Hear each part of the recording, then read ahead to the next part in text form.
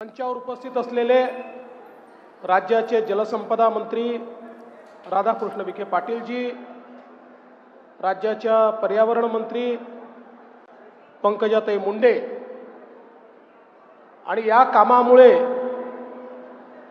ज्यांचा उल्लेख या तालुक्यामध्ये आधुनिक भगीरथ म्हणून होणार आहे असे आपले लोकप्रिय आमदार सुरेश अण्णा धस, खासदार बजरंग सोनवणेजी, माननीय आमदार प्रकाश अण्णा सोळंके, नमिताताई पुंडरा, संदीपजी क्षीरसागर, विजयराजे पंडित, नारायणाबा पाटील या ठिकाणी उपस्थित, माजी आमदार साहेबराव नाना दरेकर, भीमरावजी धोंडे, लक्ष्मणजी पवार, त्याचप्रमाणे आपले additional chief secretary Shri Deepak Kapoor या ठिकाणी उपस्थित, समीर काझी, शंकर देशमुख, रमजान तांबोळी, दत्ता काकडे, रश्मिताई बागल, श्री गावडे, श्री अविनाश पाठक, श्री जीवने, श्री विजय घोगरे, श्री तिरमनवार, आपण या ठिकाणी ज्यांचा सत्कार केला ती आपल्या खो खो संघाची कर्णधार प्रियंका इंगळे, मोठ्या संख्येनं या ठिकाणी उपस्थित असलेल्या माझ्या सर्व लाडक्या बहिणी आणि उपस्थित सर्व माझ्या शेतकरी बंधूंनो, आज अतिशय आनंदाची गोष्ट आहे की एका महत्त्वाच्या कामाचं भूमिपूजन करण्याकरता आम्ही या ठिकाणी आलो आहोत.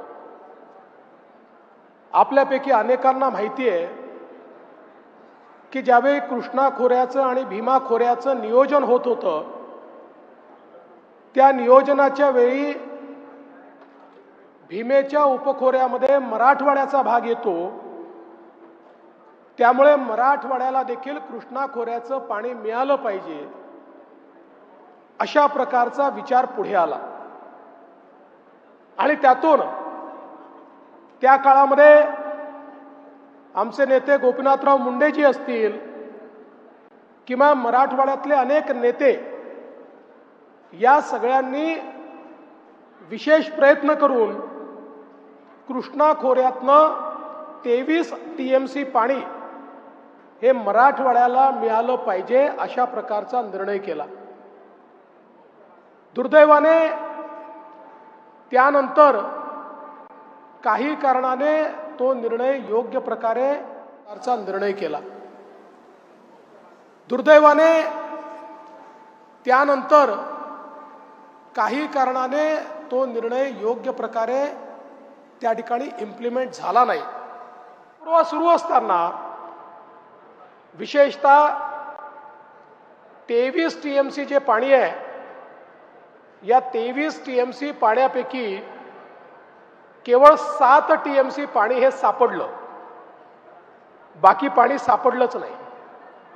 मी ज्यावेळी मुख्यमंत्री झालो आणि मराठवाड्याच्या हिस्स्याचं पाणी मराठवाड्याला द्यायचं आहे, 23 TMC पाणी आणा असं सांगितलं तर माझ्या पुढे जेव्हा फाईल आली त्यावेळी असं लक्षात आलं की 23 TMC पाणी हे कागदावर दिसत आहे, मुळामध्ये 7 TMC पाणी हे उपलब्ध दिसतंय. उरलेलं पाणी एक तर वापरलं गेलंय, नाहीतर पुढच्या नियोजनामध्ये आहे किंवा तंटा लवादाच्या दुसऱ्या लवादा पुढे ते जाणार आहे. तोपर्यंत अनेक कामं देखील सुरू झाली होती. म्हणजे सुरेश अण्णा मला हे सांगितलं पाहिजे की आपण सगळ्यांनी इथली कामं सुरू केली होती, पण पाणी यायचं होतं सीना कोळेगावमध्ये. पाणी धाराशिव जिल्ह्यात पहिले यायचं होतं आणि धाराशिवमधनं आपल्याकडे पाणी यायचं होतं, त्याचं नियोजनच झालं नव्हतं. आणि मग मुख्यमंत्री म्हणून त्यावेळी पहिल्यांदा आम्ही त्याचा पाठपुरावा करून त्याची एक बैठक घेतली आणि सीना कोळेगावमध्ये हे पाणी आणण्याकरताच्या प्रकल्पाला मान्यता दिली, त्याला निधी उपलब्ध करून दिला आणि ते पाणी सीना कोळेगावपर्यंत आता पोचलं. आणि त्यासोबत ज्यावेळी पुन्हा नव्याने जलसिंचन मंत्री म्हणून माझ्याकडे माननीय शिंदे साहेबांच्या नेतृत्वात जबाबदारी आली सुरेश धस साहेबांनी, म्हणजे शब्द जरा चुकीचा आहे पण आपल्याला सगळ्यांना माहिती आहे की सुरेश धस मागे लागले की डोकं खाऊन टाकतात. एवढा पाठपुरावा केला. कपूर साहेब सांगतील, सगळ्यात पहिलं आमच्या नवीन सरकारने 2022च्या ऑक्टोबरमध्ये सगळ्यात पहिली सुप्रमा जर कोणाला दिली असेल तर या प्रकल्पाला आम्ही दिली 11,000 कोटी रुपयाची. 11,000 कोटी रुपयाची सुप्रमा दिली आणि याच्या सगळ्या नियोजनाकरता निधी उपलब्ध करून दिला. आणि आता हे काम अत्यंत वेगानं चाललेलं आहे. धाराशिव जिल्ह्यामध्येही आणि बीड जिल्ह्यातल्या या आष्टी तालुक्यामध्ये हे मोठ्या प्रमाणात पाणी आपण आणणार आहोत. मला विश्वास आहे की या भागाचा दुष्काळ हा आता भूतकाळ होणार आहे आणि ज्या गतीनं काम चाललेलं आहे त्या गतीनं लवकरच आपल्याला हे पाहायला मिळेल की संपूर्ण परिसर हा बागायती झालेला असेल. आणि धस साहेब, तुम्ही ज्याचा उल्लेख केला, पहिले तर या ठिकाणी संपूर्ण आपण पाईप पद्धतीनं आजकाल पाणी आणतो, पण प्रशांतच्या ज्या योजनेचा तुम्ही उल्लेख केला त्या योजनेमध्ये आम्ही योजनेतच त्या ठिकाणी जे काही शेतकऱ्यांच्या शेतापर्यंत ड्रिपच्या माध्यमातून पाणी जाईल अशा प्रकारची व्यवस्था उभी केली आहे. मी कपूर साहेबांना या ठिकाणी विनंती करतो की या योजनेमध्येही आपण पाण्याचा महत्तम वापर झाला पाहिजे या दृष्टीनं शेतकऱ्याच्या बांधापर्यंत ड्रिपनी पाणी त्याच्या शेतीमध्ये जाईल अशा प्रकारची योजना ही सोबत तयार करा, जेणेकरून शेतकऱ्यांना आपल्याला फायदा देता येईल. ज्याचा उल्लेख माननीय राधाकृष्ण विखे पाटील साहेबांनी केला.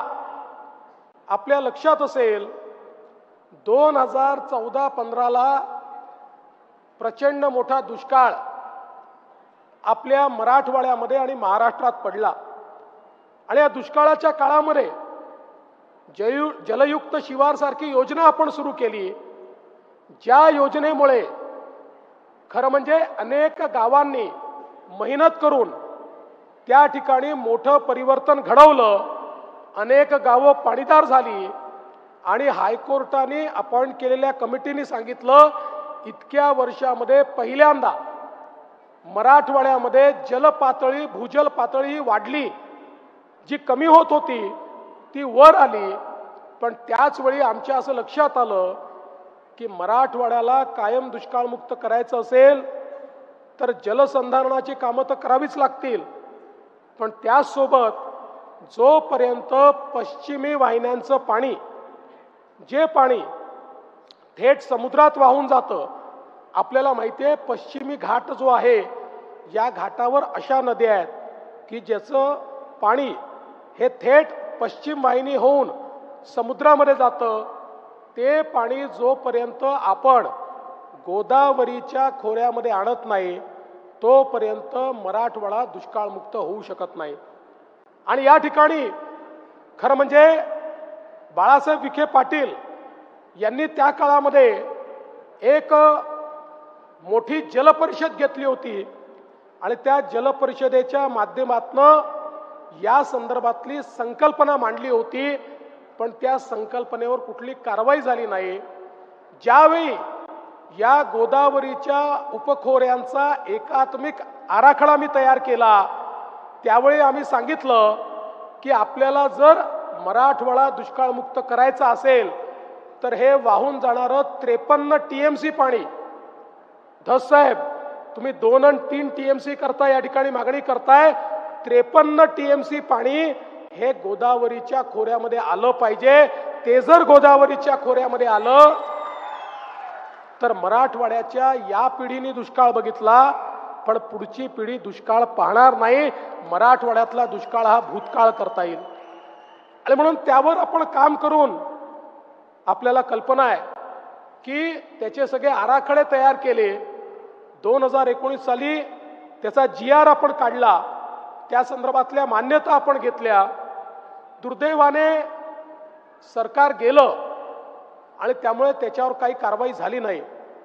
पण माझं भाग्य समजतो की पुन्हा जेव्हा शिंदे साहेबांच्या नेतृत्वात सरकार आलं, अजितदादा, आम्ही आणि शिंदे साहेब, या जलसिंचन खात्याची जबाबदारी माझ्याकडे आली आणि या 2 वर्षाचा उपयोग हा पूर्णपणे महाराष्ट्रातले जे 4 नदीजोड प्रकल्प आहेत, ज्या प्रकल्पांमुळे विदर्भ, मराठवाडा आणि उत्तर महाराष्ट्र हा पूर्णपणे दुष्काळमुक्त होणार आहे, या प्रकल्पाचा पाठपुरावा सुरू केला.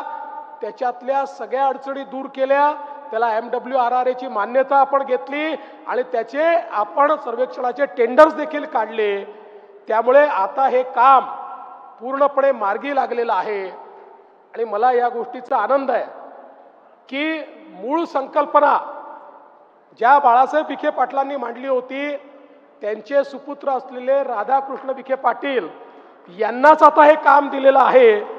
त्यामुळे मला हा विश्वास आहे, सरकार म्हणून आम्ही त्यांच्या पाठीशी खंबीरपणे आहोत. मला हा विश्वास आहे की आता यातले अडथळे दूर झाल्यामुळे येत्या वर्षभरामध्ये हे नदीजोड प्रकल्पाचं काम आपण सुरू करू आणि हे 53 TMC पाणी आपण गोदावरीच्या खोऱ्यामध्ये आणल्यानंतर मराठवाडा दुष्काळमुक्त होईल. आणि अलीकडच्या काळामध्ये एक संघर्ष आपल्याला पाहायला मिळतो, नाशिक आणि नगर विरुद्ध उरलेला मराठवाडा. आता मला धस साहेब जायकवाडीतनं पाणी मागतायत. जायकवाडीमध्ये आत्ता जर मी म्हटलं की लगेच तुम्हाला पाणी देतो, इथनं तर सुखरूप निघेल, पण संभाजीनगरला सुखरूप राहील का याची शक्यता कमी आहे. पण मी तुम्हाला हे सांगतो की हे जे पाणी आपण आणतोय त्याच्यानंतर जायकवाडीत इतकं पाणी येणार आहे की जायकवाडीचं पाणी तुम्हाला द्यायला कोणी नाही म्हणणार नाही. आणि तसंही ही सगळी कामं जर करायची असतील तर त्याला तेवढा कालावधी लागणारच आहे. आणि म्हणून तुम्ही काळजी करू नका. आपण हा निर्धार केलाय की काहीही झालं तरी मराठवाड्याच्या पुढच्या पिढीला आपल्याला दुष्काळ पाहू द्यायचा नाही. आणि ज्याचा उल्लेख केला, मला याचा अभिमान आहे की देशाचे प्रधानमंत्री माननीय नरेंद्र मोदीजी यांना आम्ही विनंती केली की साहेब, आपण आंतरराज्य नदीजोड प्रकल्पाला मान्यता देता, त्याला पैसा देता, आम्हाला आंतरराज्य करायचं नाही. आम्हाला 4ही नदीजोड प्रकल्प आमच्या राज्याच्या अंतर्गत करायचे आहेत, त्यालाही तुम्ही मान्यता द्या. माननीय मोदी साहेबांनी सांगितलं तुम्ही आमच्याकडे पाठवा, आम्ही त्यालाही मान्यता देऊ आणि त्यालाही आम्ही मदत करू. त्यामुळे एक महत्त्वाचं काम हे पुढच्या पिढ्यांना एक प्रकारे या ठिकाणी दुष्काळमुक्त करण्याचं काम हे आपण या माध्यमातून निश्चितपणे करणार आहोत. आणि हे सगळं करत असताना उपसा सिंचन योजना म्हटली की त्याला खूप वीज लागते. मग त्या विजेचं बिल शेतकऱ्यांनी द्यायचं की ते कोणी द्यायचं, मग ते किती द्यायचं, अशी अडचण तयार होते. म्हणून आपण निर्णय घेतला, राज्यातल्या सगळ्या उपसा सिंचन योजना या आता आपण सोलरवर टाकतो आहे. ही पण उपसा सिंचन योजना जी आहे ही सोलरवर असणार आहे.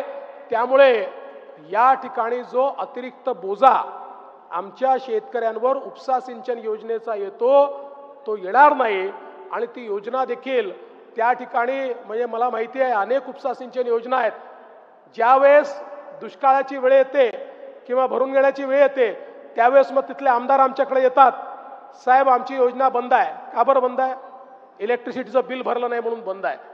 मग ते बिल भरा आणि त्यानंतर ती योजना सुरू करा.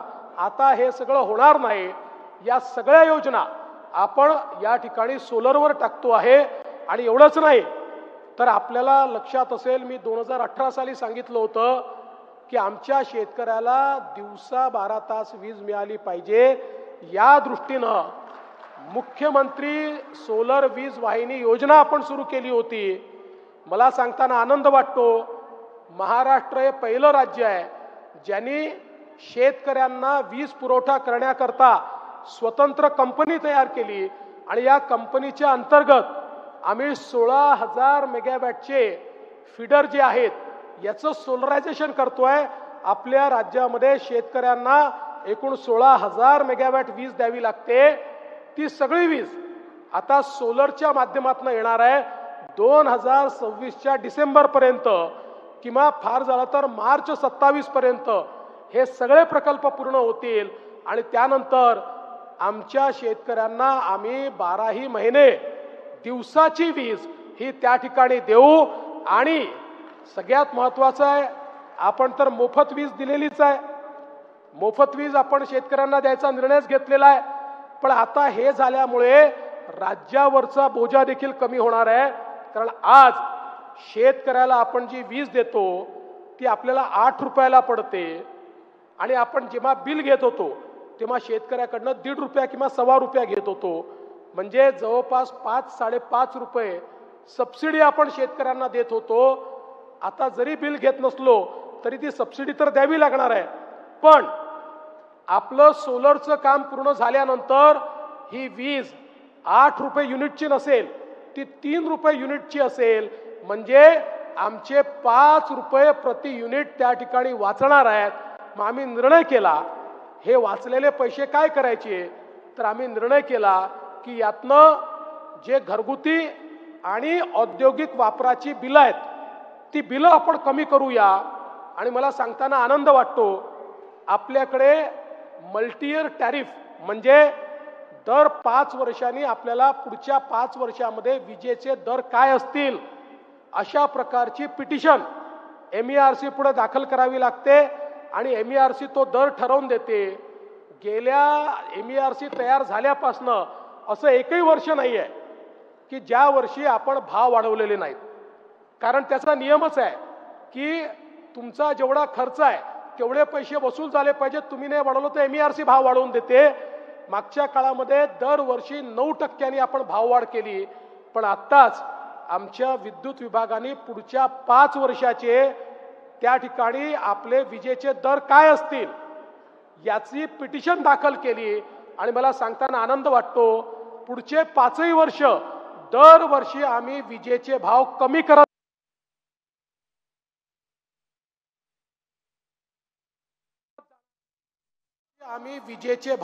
करत जाणार आहे। घरगुती विजेचे भाव आणि या ठिकाणी औद्योगिक विजेचे भाव देखील आम्ही कमी करत जाणार आहोत, कारण या सगळ्या शेतकरी कंपनीमुळे आपली मोठ्या प्रमाणात जवळपास 90,000 कोटी रुपयाची बचत ही त्या ठिकाणी होते। त्यामुळे मोठ्या प्रमाणात त्याचा दिलासा हा आपण आपल्या सामान्य ग्राहकांना देखील देतो। आणि म्हणून मी आपल्याला एवढंच सांगू इच्छितो, आपलं सरकार हे सामान्य माणसाच्या शेतकऱ्याच्या पाठीशी उभं आहे आणि या ठिकाणी त्यांच्या जीवनामध्ये परिवर्तन झालं पाहिजे। वर्षानुवर्ष जो भाग दुष्काळी आहे, मला आज सांगताना आनंद वाटतो, पश्चिम महाराष्ट्रातला माण सारखा भाग, ज्या माण देशावर अनेक कथा कादंबऱ्या गेल्या 50 वर्षात लिहिल्या गेल्या आणि 50 वर्षातली कुठली कादंबरी तुम्ही उचलून बघा, त्या कादंबरीमध्ये माण देशातल्या दुष्काळावरच त्या ठिकाणी लिहिलं गेलं। पण आज त्या माण देशाचा दुष्काळ आपण पूर्ण संपवला। आज संपूर्ण माण हे पाणीदार झालेलं आहे आणि तिथल्या शेतकऱ्याच्या शेतीमध्ये आणि गावकऱ्याच्या घरामध्ये पिण्याचं पाणी हे आपण पोहोचवलंय। तेच चित्र आपल्याला या मराठवाड्यात उभं करायचं आहे आणि म्हणून मला असं वाटतं की आजचा जो हा कार्यक्रम आहे, हा कार्यक्रम या दृष्टीने अत्यंत महत्त्वाचा आहे। आपलं या सगळ्यांनी पोचवलं।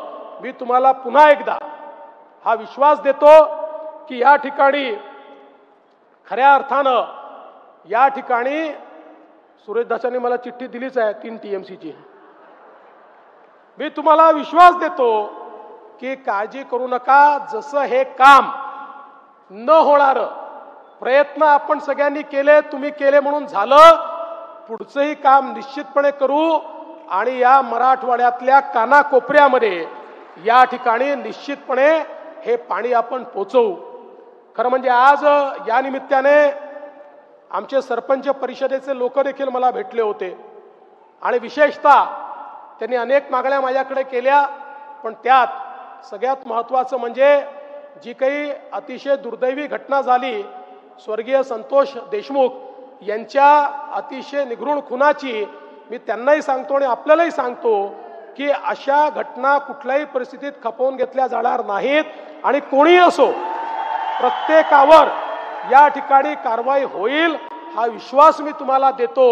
आणि माझी बीडच्या जनतेला विनंती आहे, आपण सगळे छत्रपती शिवरायांचे मावळे आहोत। छत्रपती शिवरायांनी 18 पगड जातींना एकत्रित करून स्वराज्याची स्थापना केली। आपल्यालाही अशाच प्रकारे सगळ्यांना एकत्रितपणे या ठिकाणी नांदायचं आहे आणि एक नवीन बीड आपण तयार करू। एक जो इतिहास बीडचा धस साहेबांनी सांगितला, ताईंनी सांगितला, एवढी मोठे मोठे लोक या बीडनी आपल्याला दिलेले आहेत, तोच इतिहास पुढे जाईल आणि एक गौरवशाली अशा प्रकारच्या बीडचा इतिहास तयार करण्याकरता आपल्या सगळ्यांचे जे प्रयत्न आहेत त्या प्रयत्नांच्या पाठीशी मी देखील ठामपणे उभा आपल्या सगळ्यांचे जे प्रयत्न आहेत त्या प्रयत्नांच्या पाठीशी मी देखील ठामपणे उभा राहील एवढंच या निमित्ताने सांगतो। पुन्हा एकदा आपलं सगळ्यांचं अतिशय मनापासून अभिनंदन करतो आणि माझं बोलणं संपवतो। धन्यवाद। जय हिंद, जय महाराष्ट्र। धन्यवाद साहेब। यानंतर आभार प्रदर्शनासाठी अधीक्षक अभियंता माननीय भारतजी शिंगाडे साहेब यांना विनंती करते। आपण बघतोय मुख्यमंत्री देवेंद्र फडणवीस यांनी सरपंच देशमुख हत्ये प्रकरणी एकाही आरोपीला सोडणार नाही, सगळ्या आरोपींना शिक्षा होणार आहे असा विश्वास सरपंच परिषदेला तसंच उपस्थितांना दिलेला आहे। सरपंच देशमुख हत्ये प्रकरणी कारवाई होणारच, हत्येतील आरोपींना सोडणार नाही असा निर्वाणीचा इशारा मुख्यमंत्री देवेंद्र फडणवीसांनी दिलेला आहे। मुख्यमंत्री देवेंद्र फडणवीस हे यावेळेस बोलत असताना त्यांनी सरपंच हत्येतील आरोपींना कदापि सोडणार नाही असं म्हटलेलं आहे। सरपंच देशमुख हत्या प्रकरणाचा संपूर्ण आढावा जो आहे तो मी या सरपंच परिषदेच्या लोकांकडून घेतला आणि त्यानंतर त्यांना मी आता आश्वासन देतोय की या हत्ये प्रकरणी कोणालाही सोडणार नाही। आणि आता पाहूयात इतरही महत्त्वाच्या बातम्या टॉप 50 मध्ये। राहुल सोलापूरकर यांच्या वक्तव्यानंतर नेते अमोल मिटकरी हे आक्रमक झालेले आहेत। अभिनेता राहुल सोलापूरकरवर देशद्रोहाचा गुन्हा दाखल करा अशी मागणी अमोल मिटकरींनी केली आणि ही मागणी त्यांनी राज्यपालांकडे केलेली आहे।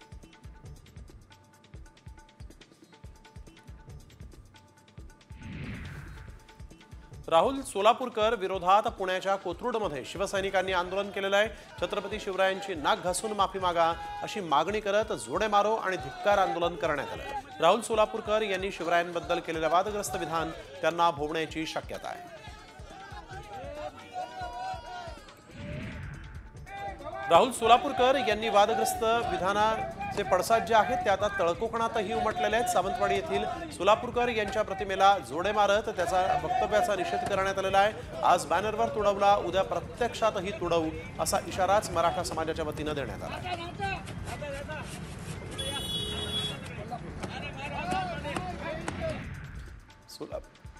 सोलापूरकरच्या विरोधात सोलापूर जिल्हाधिकारी कार्यालयासमोर संभाजी ब्रिगेडकडून त्याच्या प्रतिमेला जोडे मारून आंदोलन करण्यात आलेलं आहे। त्यासोबतच सोलापूरकर यांच्यावर तातडीने गुन्हा दाखल करा अशी मागणी देखील करण्यात आली।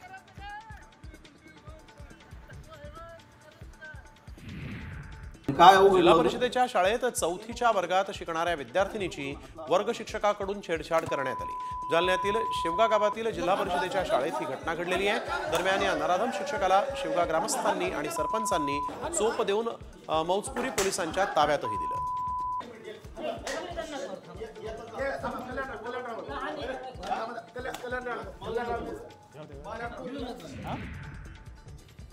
मंदिर महासंघानं तुळजाभवानी मंदिरात ड्रेस कोड लागू करा अशी मागणी केली, मात्र मंदिर महासंघाच्या मागणीला पाळीकर पुजारी मंडळानं विरोध केलेला आहे। कायदेशीर आणि धार्मिक बाबींचा विचार करून निर्णय घेऊ अशी माहिती तुळजाभवानी मंदिर संस्थानाचे अध्यक्ष आणि जिल्हाधिकारी सचिन ओंबासे यांनी दिली आहे।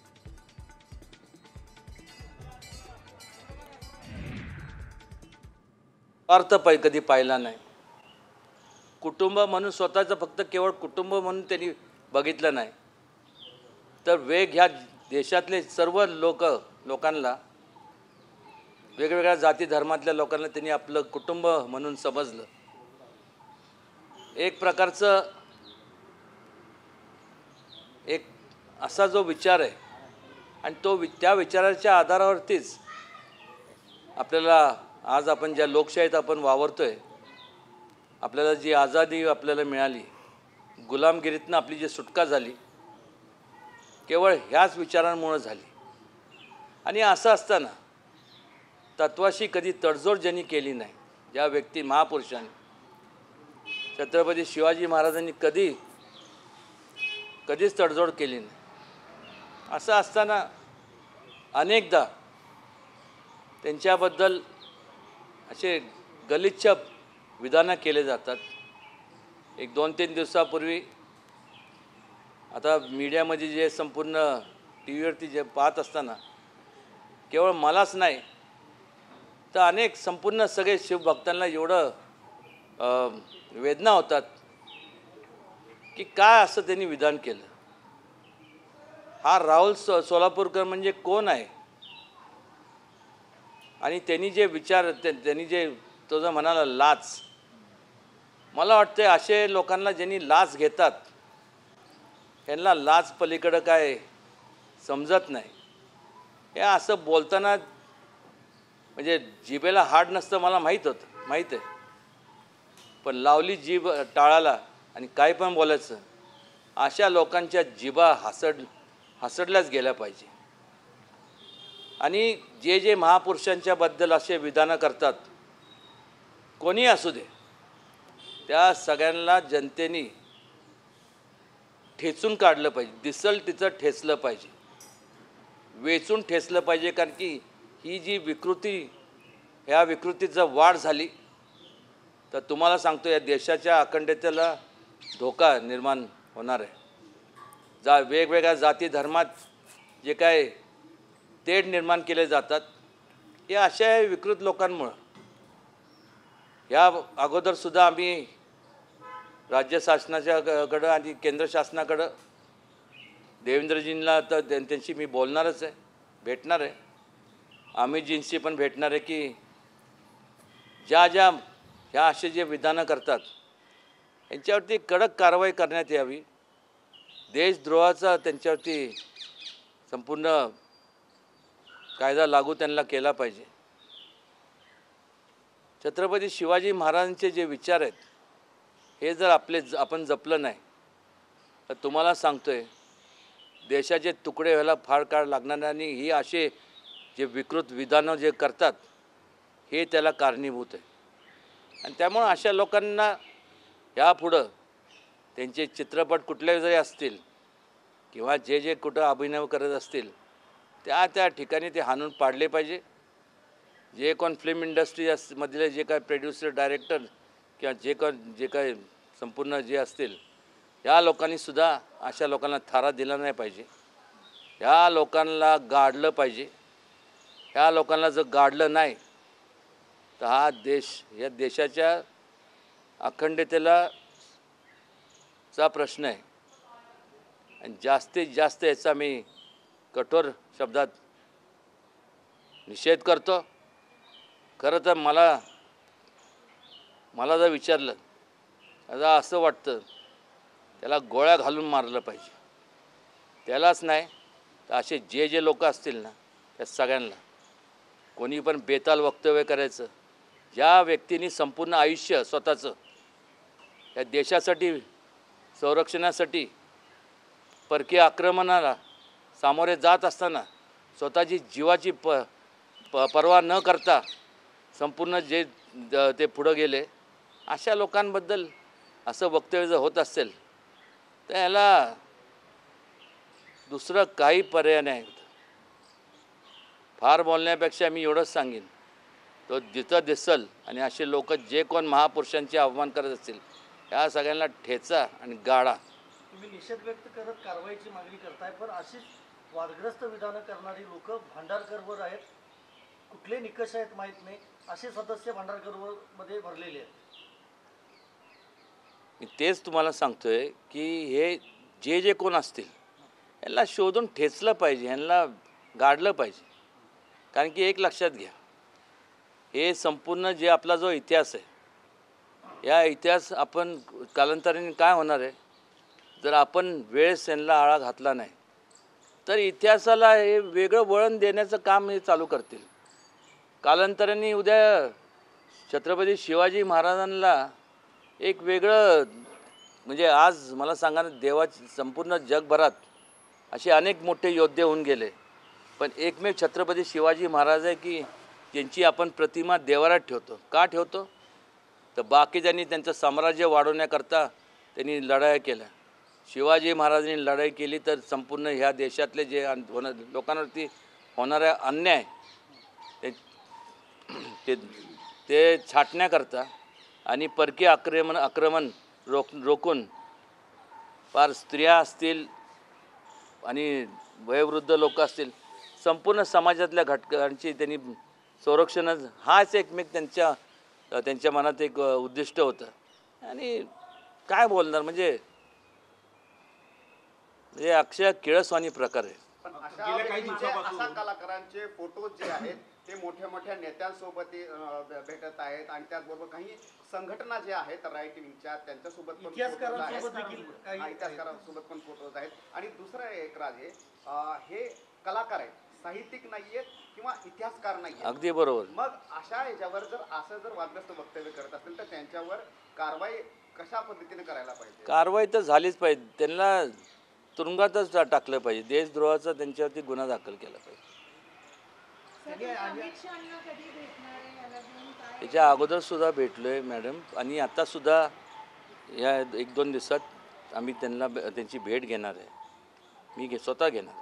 गेल्या काही दिवसापासून बघितलं जात आहे की छत्रपती शिवाजी महाराजांना वारंवार त्यांच्यावरती टीका करण्याचा प्रयत्न सुरू आहे. अशी अनेक घटना गेल्या काही दिवसात झालेल्या आहेत. त्याचीच ही पुनरावृत्ती आहे. राहुल सुधांशू त्रिवेदी प्रकरण असेल, त्याच्या आधी झालेली आहेत, नंतरही झाली. तर एका पक्षाचे खासदार देखील आहेत.